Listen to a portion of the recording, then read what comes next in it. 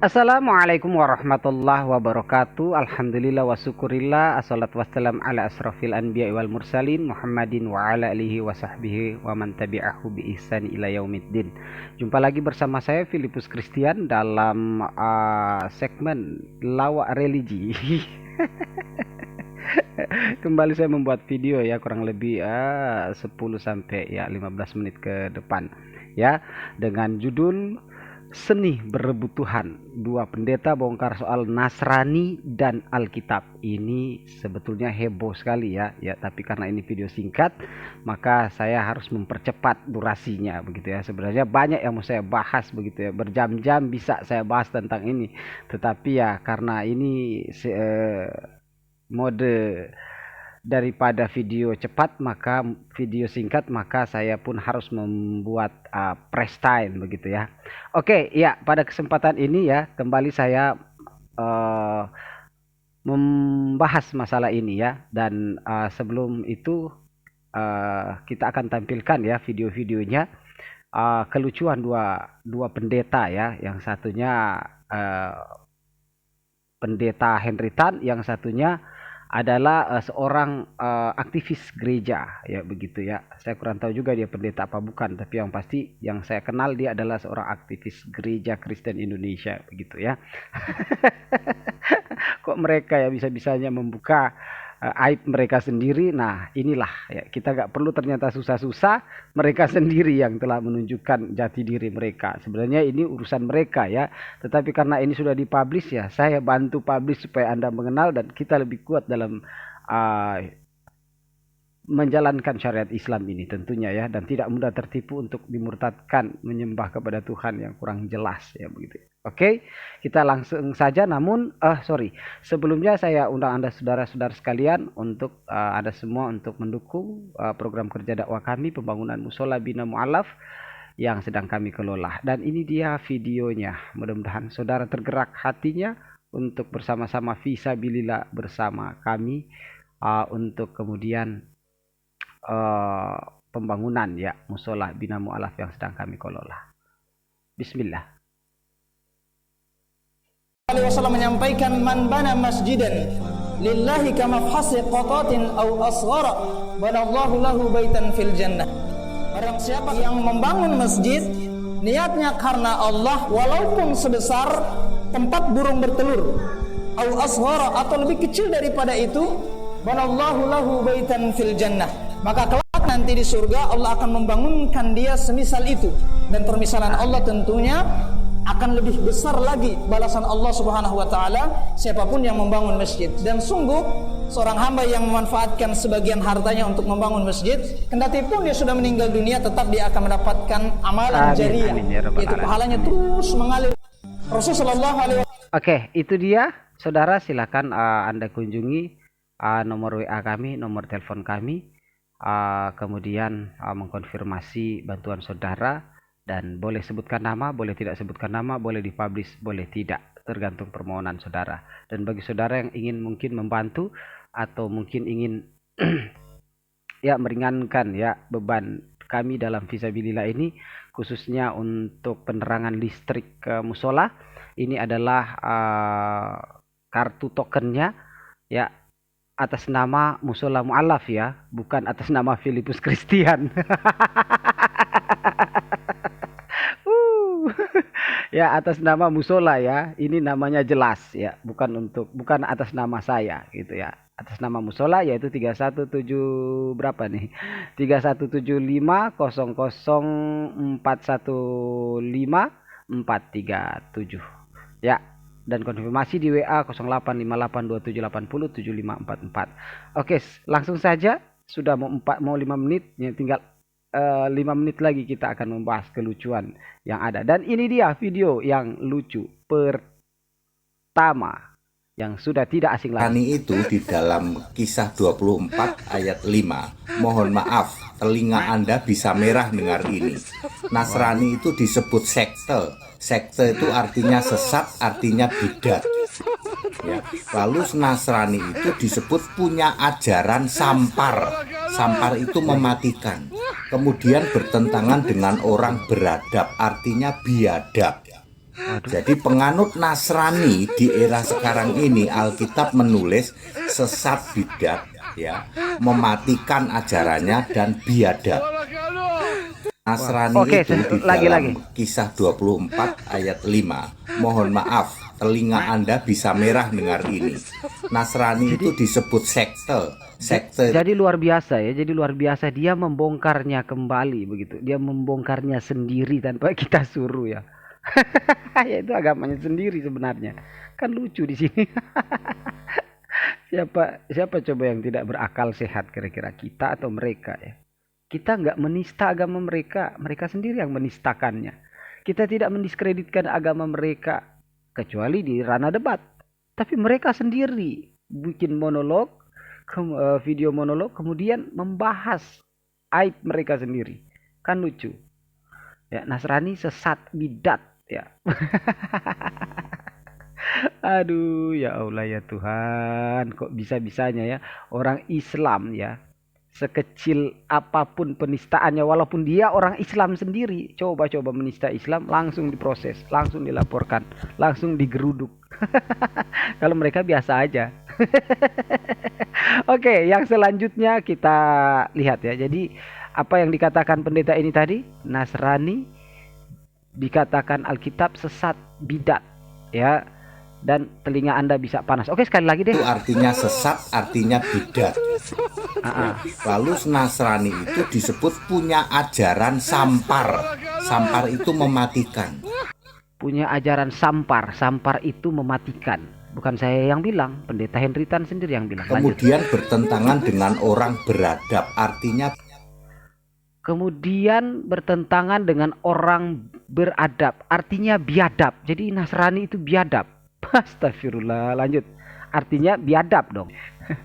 Lucu kan di sini. biadab. Nah, Jadi biadab. penganut Nasrani di era sekarang ini Alkitab menulis sesat bidat ya, mematikan ajarannya dan biadab. Oke, itu yang pertama. Dan yang kedua, orang yang membongkar tentang Alkitab atau Biblos ya. Sebetulnya kita orang Islam tidak boleh menyebut Alkitab, karena Alkitab adalah salah satu sebutan atau julukan lain atau nama lain daripada Al-Quran itu sendiri. Dzalikal kitabu la raiba fihi hudal lil muttaqin. Inilah Alkitab. Ya. Dzalikal kitabu la raiba fihi hudal lil muttaqin. Inilah Alkitab, tidak ada keraguan di dalamnya ya. Petunjuk bagi orang yang bertakwa. Kan Alkitab adalah bagian. Jadi kita nggak usah sebut Alkitab, tapi ya mereka sebutnya Alkitab. Oke, tapi yang dimaksud di sini itu etimologi terminologinya adalah Biblos ya, atau Bible. Oke, lanjut. Yang kedua, ya dia membongkar Biblos, saudara. Ini dia. Mereka mempropagandakan bahwa Alkitab itu adalah firman Allah. Loh, gak bahaya tak? Lanjut. Padahal Alkitab sendiri tidak pernah menuliskan Alkitab itu firman Allah. Mereka berdebat tentang Alkitab ini. Nah, lucu kan? Kalau setiap teolog, kalau setiap doktor, kalau setiap penterjemah bahasa-bahasa asli, kalau setiap orang yang punya posisi dalam suatu lembaga pembuat Alkitab misalnya mengatakan bahwa Alkitab yang kita terjemahkan ini adalah Alkitab yang terbenar. Nah, bisa bayangkan, Katolik punya Alkitab sendiri, Protestan punya Alkitab sendiri. Yang mana firman Allah itu? Di dalam Protestan pun berantem. Alkitab atau LAI, TR, ya kan, atau WH, Bizantin, ya kan, atau yang mana, yang katakan Alkitab adalah firman Tuhan. Nah, disinilah muncul Tuhan yang baru.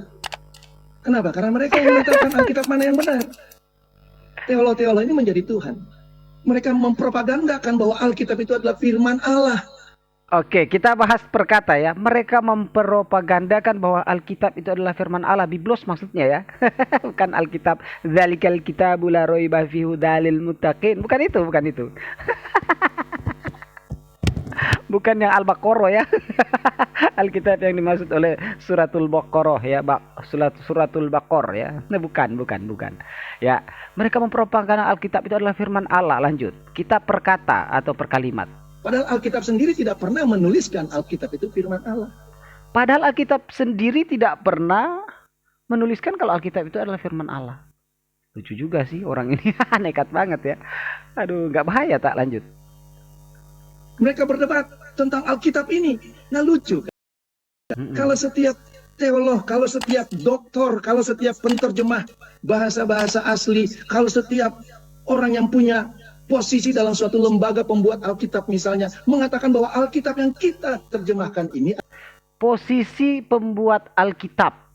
Berarti dibuat ya Alkitab. Menterjemahkan ini, lanjut. adalah Alkitab yang terbenar. Menganggap ini adalah Alkitab yang terbenar. Ya iya dong, namanya kan kitab suci ya, wajib diyakini kebenarannya 100% dong sebagai firman Tuhan. Kan lucu kalau ada oten-oten macam ini kemudian memprotes. Cuma dua. Dia disebut bidat. Yang kedua, pertama dia disebut bidat oleh mereka. Yang kedua, akal sehatnya mulai hidup. Oke, lanjut. Nah bisa bayangkan, Katolik punya Alkitab sendiri. Nah, Anda bisa bayangkan Katolik punya kitab sendiri sekitar 72-73 kitab ya. Ada Esdras, Makabes ya.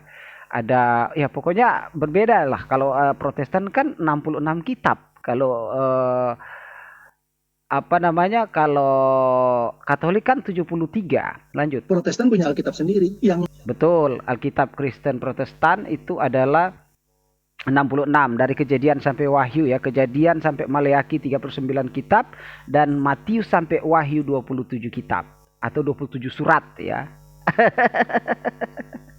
Dari Matius sampai Wahyu 27 surat. Lanjut ya, lanjut.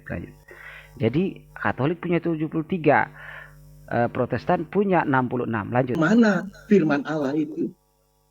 Di dalam Protestan pun berantem. Alkitabnya mana? Yang firman Allah, King James atau LAI? Nah, dia dalam Protestan pun betul. Memang saya akui ada perbedaan, perdebatan, termasuk juga Protestan versus dengan karismatik. Saya sebagai mantan karismatik tahu persis ini. Yaitu yang mana yang mau kita pakai, King James Version, KJV, atau KJV, atau yang LAI, Lembaga Alkitab Indonesia. Karena ada versi-versi yang berbeda di dalamnya. Dan perbedaannya itu sangat signifikan gitu loh. Sangat kentara dan sangat mencolok gitu loh. Oke, lanjut. TR, ya kan, atau WH? Nah, Bizantin, ya kan? Atau yang mana? Yang katakan Alkitab adalah firman Tuhan. Nah, disinilah muncul Tuhan-Tuhan yang baru. nah, di Kenapa? sinilah Karena muncul. mereka yang menetapkan Alkitab mana yang benar. Teolog-teolog ini menjadi Tuhan. Nah, teolog-teolog inilah yang menjadi Tuhan. Salam akal sehat, salam selamat berpikir, dan selamat cakar-cakaran di kolom komentar. Ya, kalau masih waras komentar sedikit lah. Berarti kalau nggak komentar, nonton tapi nggak komentar, berarti kurang waras juga nih. Astagfirullahaladzim. Jadi sudah ya, kita telah disuguhkan dengan kelucuan dua pendeta yang sangat koplak bin kucluk. Mereka sendiri menista dan membongkar kesesatan agama dan kitab sucinya. Wahai engkau kaum muslimin dan muslimat, stop menganggap, stop bertanya, stop cari tahu kenapa Filipus Kristian, seorang lulusan sekolah Alkitab, malah masuk Islam dan mengislamkan semua keluarganya. Stop, stop, dan stop. Capek saya menjawab. Dengan video ini Anda sudah mendapatkan jawabannya. Ya, dan masih banyak lagi, ratusan, mungkin sudah ribuan video yang saya upload di channel ini. Oleh sebab itu, dukung terus. Dukung terus dakwah kami, dukung terus usaha dakwah kami, kerja dakwah kami, yaitu PT Tauhid Sejahtera Langit Abadi. Bersama Filipus Kristian di dalam dakwah maupun pembangunan Mushola Bina Mu'alaf. Serta jangan lupa like, comment, subscribe, and share.